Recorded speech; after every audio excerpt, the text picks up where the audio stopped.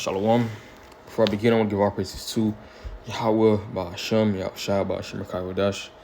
The honors to the apostles and elders, great millstone, the Shaloms that I came teaching His word through the four corners in true sincerity. I'm back with another lesson. Through the Spirit and prayer, Yahweh, Shema, Shalom, willing, is edifying unto the elect. Okay, the true name of God is Yahweh, which means He is, or He exists. His Son's name, who the world calls Jesus, His true name is Yahweh Shai.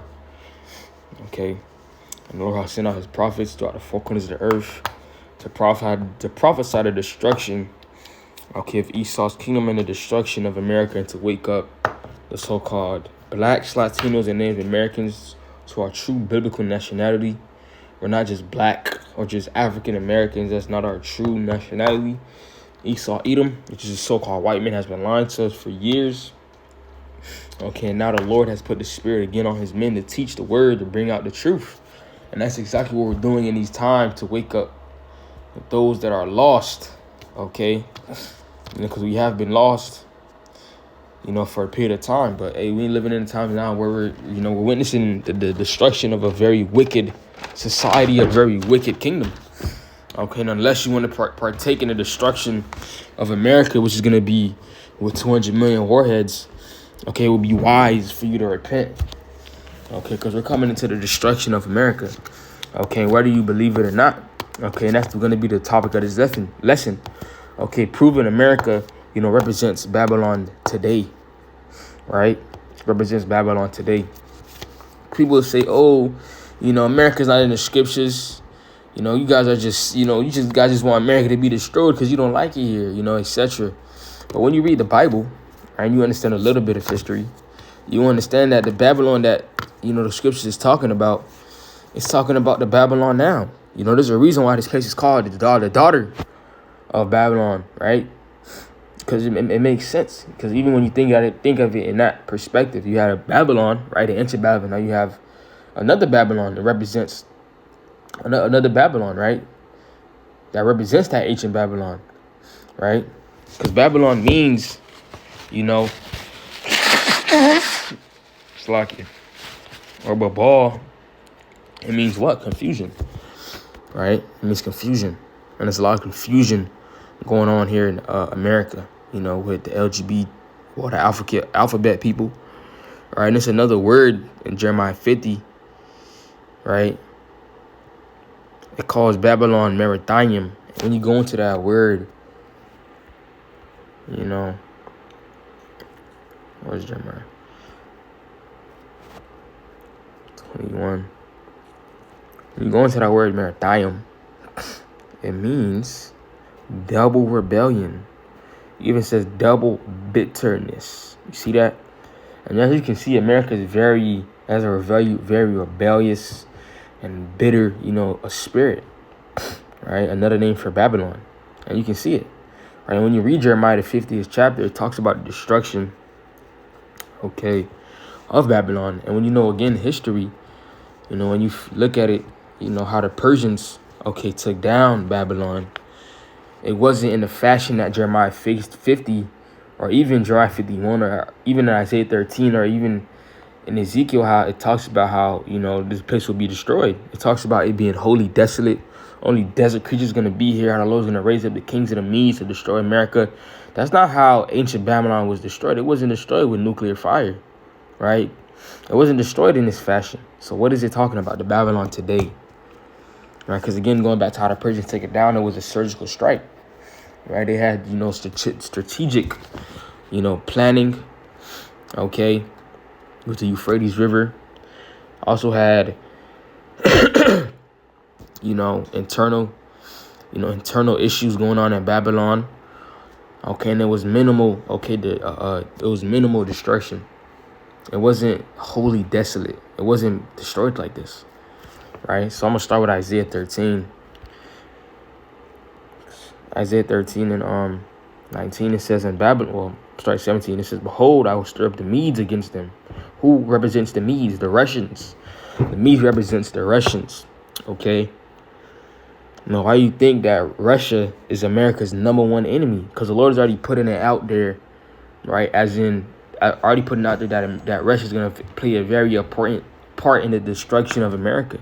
They're talking about destroying America all the time. Not like a couple weeks ago, they had a simulation of nukes or missiles hitting America, and even not a couple years back, they had simulations of nukes here hitting Florida, Miami, more specifically, if I'm remembering correctly, it was a couple years back, right? And you see the wars and the rumors are going on with Iran and Israel and etc. So you already see that. So the Lord's already, the pot is being stirred, slowly but surely, right? But it says, "I'll stir up the Medes against them. Shall not regard silver, and as for gold, they shall not delight in it. Their bows also shall dash their young men to pieces. And they shall have no pity on the fruit of the womb. Their eyes shall not spare children." So the Lord is going to use the Russians to destroy America, and use missiles, nukes, right, to be shot over here, man, right? And people are gonna, feel it, right? Because they don't care. Because these Russians, they don't care about they don't care about the Americans over here. They hate them. They want to shoot nukes, but again, it's ultimately the Lord that's controlling it. It says, Babylon, the glory of kingdoms, the beauty of the Chaldees' excellency, shall be as when the Most High overthrew Sodom and Gomorrah, and Sodom and Gomorrah was destroyed with fire and brimstone. So if Sodom and Gomorrah was destroyed with fire and brimstone, right, and it says, the scripture says, shall be as when the Most High overthrew Sodom and Gomorrah, what is going to cause fire? What fire? Where is this fire going to come from? Nuclear missiles. That's the only way. And that's the only way the Lord is going to have it to be. By nuclear missiles, and also, the chariots are going to play a part as well in destroying America with, their concentrated fire, as you could say, laser beams, man. Like how you see in the movies, how a big chariot comes to the sky and starts zapping buildings, blowing shit up in that fashion. It says, "It shall never be inhabited, neither shall it be dwelt in from generation to generation." Right? So this can't be talking about ancient Babylon. Because, again, going back to ancient Babylon was turned into a city-state. So the Persians, they just, combined it or incorporated, their empire, with, Babylon, right? It says, "It shall never be inhabited, neither shall it be dwelt in from generation to generation. Neither shall the Arabian pitch tent there, neither shall the shepherds make their fold there." So, Salakia, ain't gonna be no goddamn 7-Elevens, ain't no hot dog stands, none of that. Okay, with Ishmael and shit, none of that. All of that is gonna be destroyed, right? But wild beasts in the desert shall lie there, and their houses shall be full of doleful creatures, and owls shall dwell there, and satyrs shall dance there, and the wild beasts of the island shall cry in their desolate houses. It's like, and dragons in their pleasant palaces, and her time is near to come, and her days shall not be prolonged. So there you go. You see, those are only going to be desert creatures, being here, because it's going to be as a desert. When you have 200 million, right, warheads. I'm gonna bring it out just to show I'm not just, saying a random number.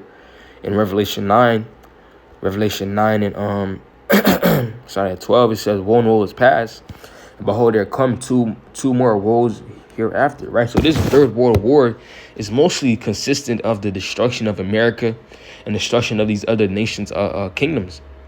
They even tell it yourself. They even say it themselves. The next world war, they finna go back to sticks and stones, but that's false. The next world war is gonna be the restoration of Israel, because we're gonna build up our kingdom, right? So World War III is definitely coming, because you had World War I, you had World War II. Now we just waiting on World War III, and you even have nations saying now that we're in World War III. Okay, so what does that show you? That the prophecy the prophecies in the Bible, we're not just talking. It's jumping out of the page. You see it in your face, right? Salakia. It says, what was that?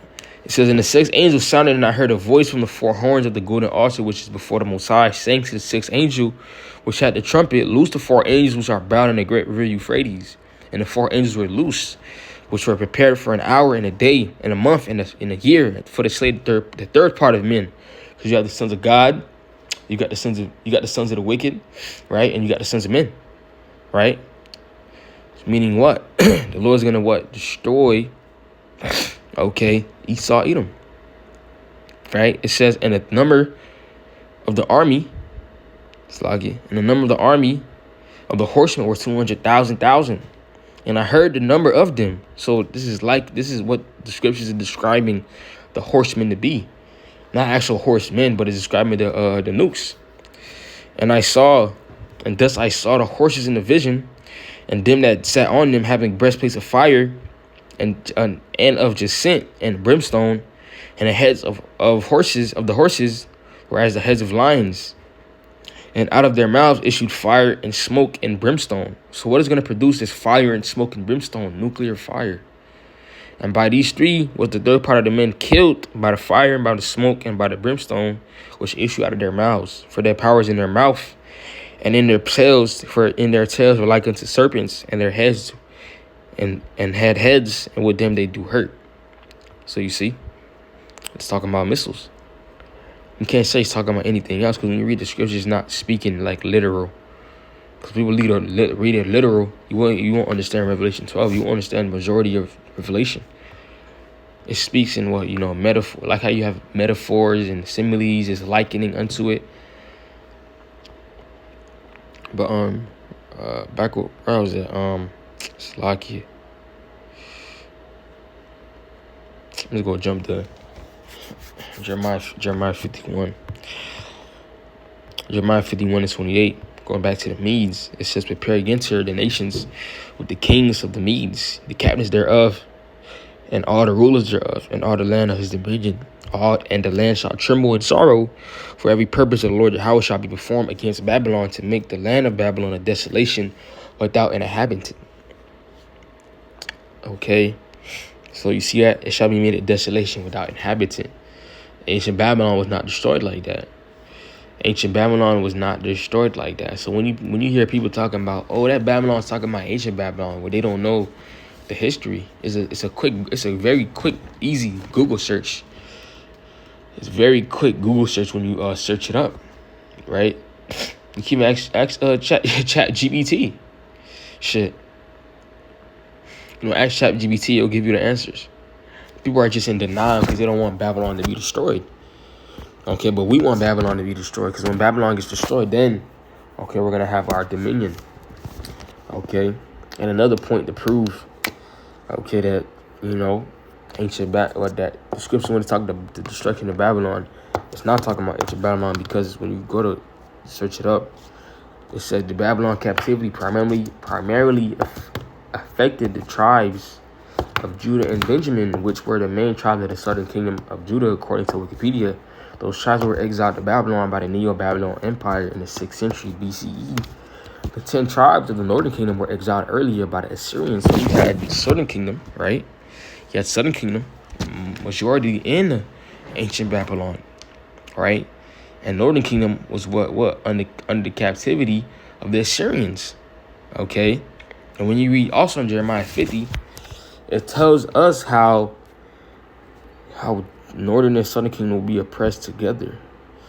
Where is that? Yeah, you see Jeremiah 50:33. It says, thus said the Lord Yahweh of hosts, the children of Israel and the children of Judah were oppressed together, and all that took them captives held them fast. They refused to let them go. So again, it's talking about the Babylon now. Okay, I know it sounds like bad news to Jake. Jake want Babylon to continue, but this is prophecy. Okay, Babylon will not be held. Okay. The Lord's going to use them Russians, okay, to shoot them nukes. Right? Matter of fact, Jeremiah 50, because this whole chapter is really going to the destruction of Babylon.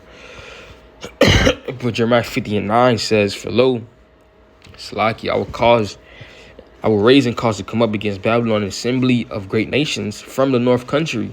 So what is this talking about? An assembly of great nations from the north country. Russia, right? You can also have other nations as well, Iran and China and etc., to come up against America. Okay, since they shall set themselves in array against her, from thence she shall be taken, their arrows shall be as of a mighty excrement, and then shall return in vain. That's what that main nation that's going to shoot nukes is Russia. Right? Because when you even go to Ezekiel, the 38 chapter, I'm gonna start at 1. It says, "And the word of the Lord Yahweh came unto me, saying, Son of man, set thy face against Gog, the land of Magog, the chief prince of Meshech and Tubal, and prophesy against him. Gog, the land of Magog, represents Russia. And say, Thus saith the Lord Yahweh, Behold, I am against thee, O Gog, the chief prince of Meshech and Tubal, and I will turn thee back and put hooks into thy jaws, and I will bring thee forth in all thine army and horses, or all thine army, horses, and horsemen, all of them clothed with all sorts of armor, even a great company with bucklers and shields, all of them handling swords." So, the Lord's gonna, when it says gonna put hooks into thy jaws, the Lord's gonna cause again Russia, okay, to go to war with Babylon. The Lord's gonna cause Gog to go to war with Babylon, right? And it says, even a great company with bucklers and shields, all of them handling swords. It says Persia. Persia represents Iran. It says Ethiopia and Libya with them, all of them with shield and helmet. Right? So, not only Russia, these other nations as well are going to go to war or are going to shoot nukes at America. Because, again, you even have other nations that have nuclear capabilities, according to Joel, the 3rd chapter. When it says, let the weak say I'm strong, why does it say that? Because these other nations have nukes.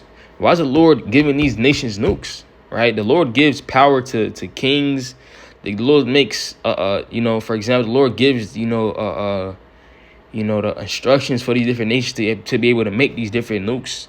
So when you acquire a nuke, it's not just a nation getting. The Lord is giving them a weapon to use, because those nukes are the Lord's nukes. All the nukes are the Lord's nukes. The Lord's giving these nations basically like how Esau was giving Jake, giving Jake guns and shit. And the Lord is giving these heathens, okay, nukes, just handing them out. Why is that? Because even when you read Revelation now, you do not need 200 million warheads to destroy America. That's not needed. Because one nuke, right, can hold, multiple, warheads. That's why it's 200 million. But even 200 million is not enough. A million would have been enough. 2 million would have been enough. But 200 million, that's why the scripture says it's gonna be made wholly desolate, completely, utterly, fully desolate. All right. Even Isaiah 34 says, "You shall not know." When it talks about the line of confusion, Slakia. Isaiah 34, Slakia, right quick. Isaiah 34 and 11, it says, "But the cormorant and the bittern shall possess it, the owl also and the raven shall dwell in it, and he shall stretch out the line of confusion and the stones of emptiness." You see? That line of confusion. You won't be able to tell where New York is. You won't be able to tell where Washington is. You won't be able to tell where California, Florida, Miami. You won't be able to tell because it's going to be made so desolate. You won't be able to notice. Right? That's how angry the Lord is. It even says in the 2nd verse, it says, "For the indignation of the Lord Yahweh is upon all nations, and his fury is upon all their armies. He had utterly destroyed them. He had delivered them to the slaughter." Because this is the Lord's righteous anger. That's the Lord's indignation, is righteous anger. When the Lord wanted to destroy a nation, he used another heathen nation to do it. And when the Lord wants to, Lord really want to destroy America, Yahushua even coming. So you're going to have the other nations shooting missiles. You're going to have Yahushua and the angels as well. Slakia. Ezekiel 38 and what was that? 6. It says, "Gomer and all his bands, the house of Tagarma of the north quarters, and all his bands, and many people with thee, be thou prepared and prepare for thyself, thou and all thy company that are assembled unto thee, and be thou a guard unto them. After many days thou shalt be visited. In the latter years thou shalt come into the land that is brought back from the sword, and is gathered out of many people, against the mountains of Israel, which have been always laid waste, but it is brought forth out of the nations, and they shall dwell safely, all of them. They shall ascend and come like a storm. Thou shalt be like a cloud to cover the land, thou and all thy bands, and many people with thee. Thus said the Lord Yahweh, it shall come to pass that at the same time shall these things come into thy mind, and thou shalt think an evil thought. And thou shalt say, I will go up to the land of old and wild villages, and I will go to them that are at rest and that dwell safely, all of them dwelling without walls and without and Slakia, all of them dwelling without walls and having neither bars nor gates. So that land of unwalled villages is talking about America, right? This virgin daughter of Babylon, because America never really got touched. So now Lord really gonna touch this shit, and it's gonna be amazing, because as the scriptures say, Revelation 18, for 1 hour, Babylon will be destroyed. Okay. You know, this is the finality. That's gonna be the finality. Finality. I believe that's how you say it, the finality, or the final act. Okay, the final act is gonna be the destruction of America, and us watching the destruction of America, which is gonna be a beautiful sight. Right? Because we want this to happen. People look at it as crazy. Why would you want Babylon to get destroyed? Why would you want America to get destroyed? Like Lot was, we vexed, okay, with the conversation of the wicked, with their behavior. So the only way for this to get put out is it's not going to be by marching. It's not going to be by doing fucking podcasts. It's not going to be by trying to build up a community and try to buy real estate. No, this needs to get destroyed. That's it. That's the only option. That's the only way. Okay. It's not having a fire plan, not trying to get financial stability. None of that is going to help us.